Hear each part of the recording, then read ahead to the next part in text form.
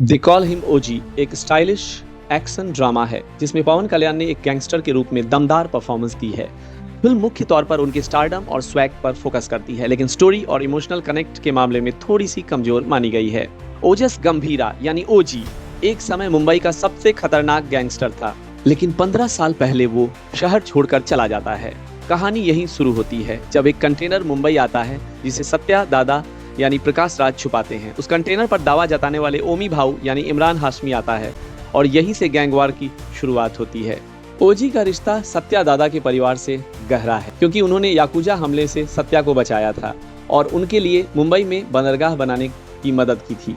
लेकिन समय के साथ सत्या और मिराजकर यानी अर्जुन दास के बीच दुश्मनी बढ़ जाती है और ओजी इस गैंगवार में एक बार फिर मुंबई लौटता है। कहानी में ट्विस्ट तब आता है जब सत्या दादा के बेटे की मौत हो जाती है और ओजी उसका बदला लेने के लिए लौटता है।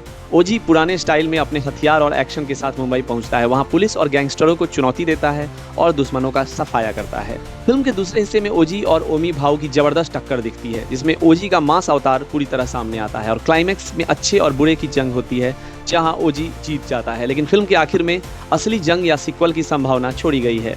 फिल्म पूरी तरह से पवन कल्याण के स्टारडम और स्टाइल के इर्द गिर्द घूमती है। हर एक्शन सीन और संवाद में उसका स्वैग नजर आता है। इमरान हाशमी विलेन के रोल में इम्प्रेस करते हैं, लेकिन उनका किरदार उतना गहरा नहीं है। कहानी में इमोशनल गहराई और बारीकियों की कमी है।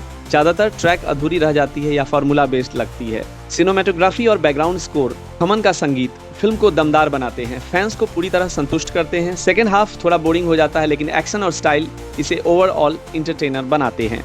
ओजी यानी ओजस गंभीरा एक समय का कुख्यात गैंगस्टर था, जिसने जापान में एक बड़े नरसंहार के बाद मुंबई में शरण ली थी। 15 साल बाद वो शांति व रिडेम्पशन के लिए अपने परिवार के साथ रहता है, लेकिन सत्या दादा के परिवार पर हमला होने के बाद उसे फिर मुंबई लौटना पड़ता है। ओजी का चरित्र पूरी फिल्म में पुराने खतरनाक अवतार और बदल चुके इंसान के बीच जूझता है और अंत में अपने पुराने ओजी स्वैग के साथ दुश्मनों का सफाया करता है। सत्या दादा एक चालाक बिजनेसमैन है जिसकी ताकत ओजी की वफादारी पर टिकी है। परिवार पर संकट आने के बाद वो ओजी पर भरोसा करते हैं और पूरी कहानी में उनकी प्रोटेक्शन व रिस्टोरेशन के लिए संघर्ष करते हैं। ओमी भाऊ यानी इमरान हाशमी मुख्य विलन है, जिनकी महत्वाकांक्षा कहानी में गैंगवार और खून खराबा लाती है। उसका आर्क ओजी से टक्कर लेने, अपने अंडरवर्ल्ड राज को कायम करने और अंत में ओजी द्वारा मात खाने पर खत्म हो जाता है। मिराजकर अब पॉलिटिशियन बन चुके हैं, लेकिन उनका आर्क अंडरवर्ल्ड से निकलकर डर और चिंता की तरफ जाता है जब ओजी वापस लौटता है। सपोर्टिंग किरदार के रूप में गीता और अर्जुन है। गीता अपने परिवार की रक्षा करती है। उनका किरदार संघर्ष और वफादारी का प्रतीक है। अर्जुन यानी अर्जुन दास गीता का बेटा है। शुरुआत में ओजी के खिलाफ है, लेकिन कहानी के अंत में सच समझ जाता है और रेस्पेक्ट करता है। The call him OG fans के लिए एक विजुअल ट्रीट है। दमदार प्रदर्शन, स्टाइल और एक्शन की भरमार है, लेकिन कहानी में गहराई की कमी है। अगर पवन कल्याण के अभिनय और गैंगस्टर स्टाइल के दीवाने हैं तो फिल्म जरूर पसंद आएगी। फिल्म द कॉल हिम ओजी के मुख्य किरदारों के आर्क्स स्टाइलिश एक्शन, बदला और वफादारी के इर्द गिर्द घूमते हैं, लेकिन उनमें गहराई की कमी भी महसूस होती है। अगर आपको ये वीडियो पसंद आई हो तो लाइक जरूर करें। हमारे चैनल को सब्सक्राइब करना बिल्कुल ना भूलें। वीडियो को अपने दोस्तों के साथ शेयर जरूर करें।